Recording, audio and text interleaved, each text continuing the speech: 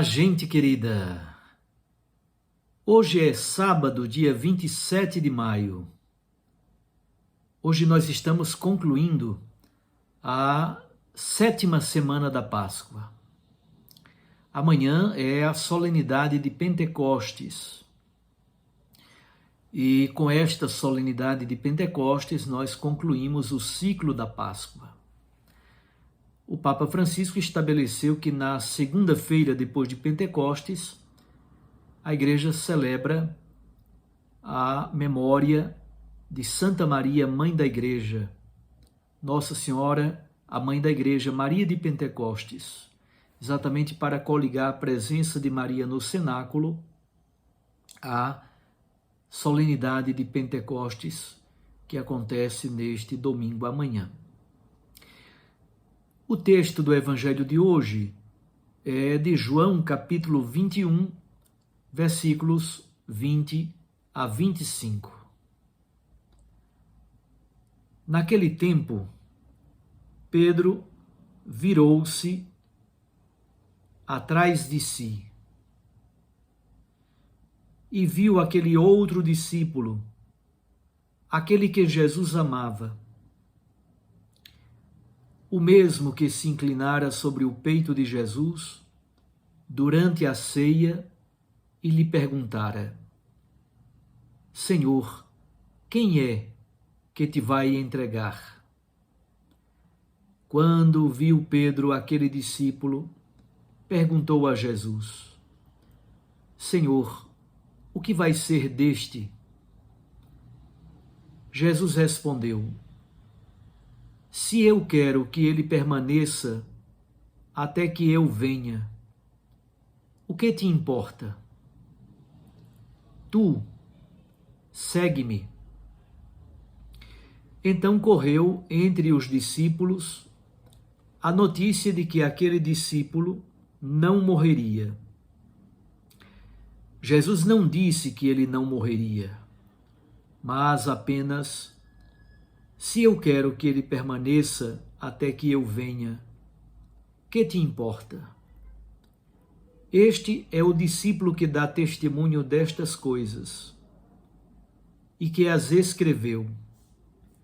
E sabemos que o seu testemunho é verdadeiro. Jesus fez ainda muitas outras coisas, mas se fossem escritas todas, penso que não caberiam no mundo os livros que deveriam ser escritos. Palavra da salvação. Glória a vós, Senhor. Minhas irmãs e meus irmãos, o texto de hoje, como vimos, faz parte do capítulo 21, que é um apêndice no Evangelho de João. Como dizíamos ontem, este capítulo 21 foi acrescentado por um discípulo de São João, mas está presente em todos os manuscritos, inclusive naqueles manuscritos mais antigos da Bíblia. Além do mais, o texto reflete plenamente a teologia do apóstolo João. Portanto, não há nenhum problema de canonicidade ou de inspiração. Nos relatos da aparição do ressuscitado, no Evangelho de João, Pedro e o discípulo amado ganham muita visibilidade. O discípulo amado foi identificado pela tradição como sendo João, o irmão de Tiago, filho de Zebedeu.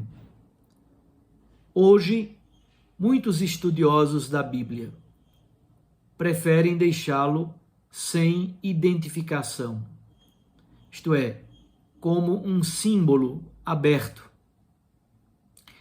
Desta forma, o discípulo amado representaria a comunidade cristã, representaria o discípulo ou a discípula de Jesus de todos os tempos, de todas as etapas da história. A pergunta de Pedro sobre o destino do discípulo amado, por um lado, revela curiosidade e também preocupação com o futuro do seu amigo apóstolo. O outro é identificado como o amado, é identificado como aquele que reclinara sobre o peito de Jesus durante a ceia. Isto é, ele é íntimo do Senhor. A resposta de Jesus parece apresentar certa ambiguidade e foi confundida por alguns discípulos. Alguns começaram a imaginar que o discípulo amado não morreria, que permaneceria até a vinda do Senhor. Aparece como se Jesus anunciasse a parousia iminentemente, para algo muito em breve, isto é, a sua vinda gloriosa como juiz e senhor da história seria pensada para muito em breve. Gradativamente, a igreja percebe que mais importante do que a reflexão sobre o dia e a hora da vinda do Senhor é a reflexão sobre o seguimento, sobre o testemunho, sobre a fidelidade dos discípulos e das discípulas do Senhor. É por isso que Jesus diz: quanto a ti, segue-me. Isso é que é importante. E essa palavra é dirigida a cada um de nós. Quanto a ti, segue-me. Assim nos diz o Senhor. O texto se conclui com o testemunho do evangelista São João. A comunidade recebeu esse testemunho, discerniu, validou e levou adiante num processo de perene tradição. Um evangelho não é uma biografia pormenorizada. Por isso, no evangelho não estão registrados todos os fatos da vida de Jesus. Como o próprio evangelista diz, não caberiam. Seriam necessários muitos livros. Um evangelho é um escrito que registra a relação de amor de uma comunidade com o seu Senhor. Jesus disse e fez muitas outras coisas que não foram registradas neste livro. O que foi escrito é suficiente para a nossa adesão de fé a Jesus como Messias e como Filho de Deus. O que está escrito nos Evangelhos é suficiente para a nossa salvação. A revelação é plena em Jesus Cristo e plenificada, plena nos textos do Santo Evangelho. Ao longo da história, os teólogos, os estudiosos, os pastores podem até alargar, refletir a partir daquilo que foi revelado pela tradição, a partir daquilo que foi revelado pela Sagrada Escritura. Mas não se acrescenta mais nada. Jesus, nosso Senhor e Salvador, já disse tudo que é necessário para a nossa salvação. O diálogo da palavra de Deus com a cultura, com os ambientes de todos os tempos, aí sim pode haver um processo bonito de atualização da mensagem, mas não de modificação ou de se colocar algo novo na revelação feita por Jesus. Absolutamente. Com a morte do último apóstolo, o apóstolo João, a revelação está plena.